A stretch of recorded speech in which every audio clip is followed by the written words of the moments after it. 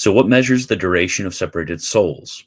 We must distinguish three kinds of time duration: time, eternity, and an immediate kind of duration, which is called Aeviternity. Usually there's an A there now, but Aeviternity is how he says it.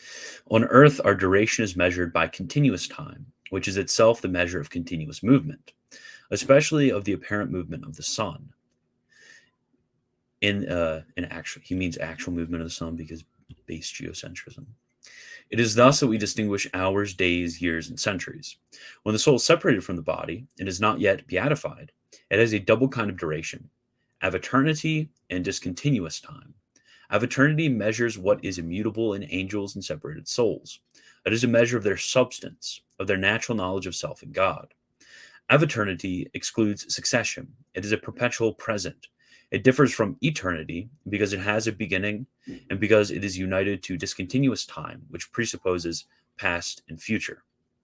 Discontinuous time, then, is opposed to continuous or solar time. It is found in angels and separated souls as the measure of successive thoughts and affections. So notice this is not measuring corporeal movement, but it's actually measuring spiritual movement, as we can think of the way in which our intellects work with discursive reasoning, or the ways in which our affections work with a growth in affection or something like that.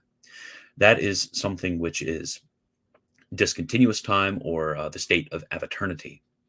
One thought lasts for one spiritual instant. So really is kind of like the brain time we can think of rather than the corporeal outward time.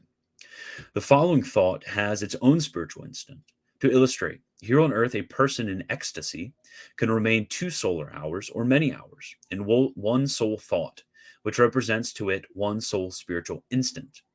Similarly, history characterizes different centuries, for example, the 13th or the 17th, by the ideas which predominate in each of these centuries. Thus, we speak of the century of St. Louis, of the century of Louis XIV. Hence, a spiritual instant in the lives of angels and separated souls can last many days, even many years, measured by our solar time, just as a person in ecstasy can remain 30 successive hours absorbed in one single thought. In beatified souls, there is added to this double duration, aeviternity, and discontinuous time, also that of participated eternity. This is very important because there's a certain creative participation in the divine life that happens through the Lumen Gloriae, the light of glory, which is impressed upon the intellect, and wherein we have the beatific vision. We have a participation in some of the divine realities, and one of those is going to be eternity, which not only excludes beginning and end, but also excludes any succession, even succession of intellect, which measures their beatific vision of the divine essence and the love which results from this vision. This is one unique instant, an immovable eternity, entirely without succession.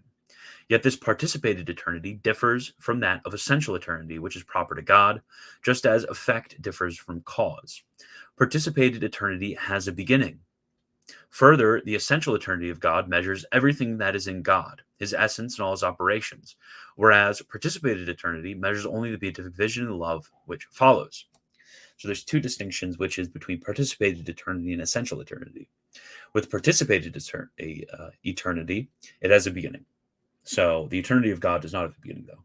And second, with participated eternity, it only measures in regard to our intellect and rational appetite when it comes to the essential object with it, which is the essence of God and the beatific vision. So that's all that it's measuring. So the beatific vision for us is a participated eternity.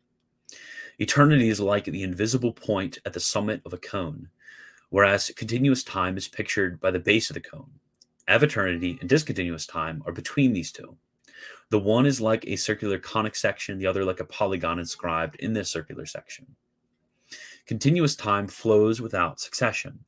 Its present flow continually from past to future. Our present life involves a succession of hours in work, prayer, sleep. Eternity, on the contrary, is a continual present without past or future, a unique instant of life which is possessed entirely and simultaneously. Aeviternity approaches eternity.